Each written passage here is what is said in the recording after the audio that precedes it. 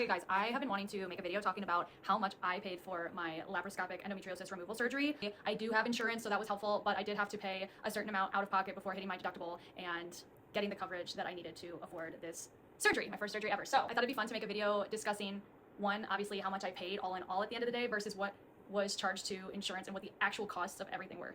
Let's do it.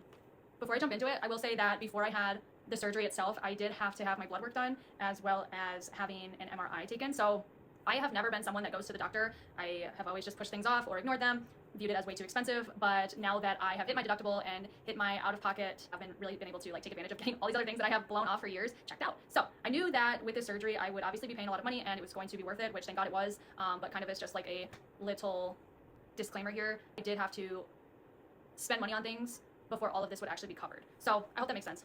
I had to get my MRI done and I had to get my blood work taken prior to the surgery. Now for the surgery itself, I had the anesthesia bill, which came in at about $1,920.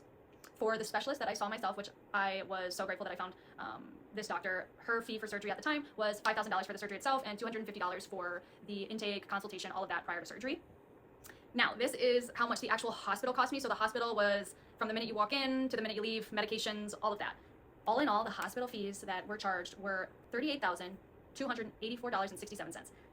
Out of that bill, I paid $3,290.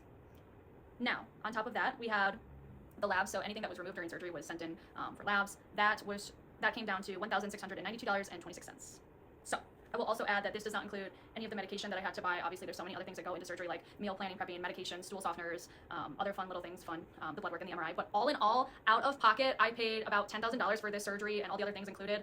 Thankfully, I have now hit my deductible, so I'm able to, like I said, continue getting things looked at until the end of the year that I have been blowing off as someone that has never been a person to go to the doctor. But in case you're in a similar situation, I do think it's really important to be transparent about what it costs to have a laparoscopic removal surgery for endometriosis. And overall, I'm so glad that I did it.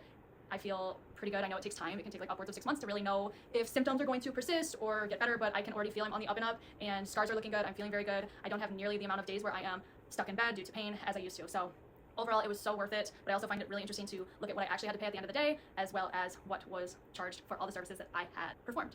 So that's that.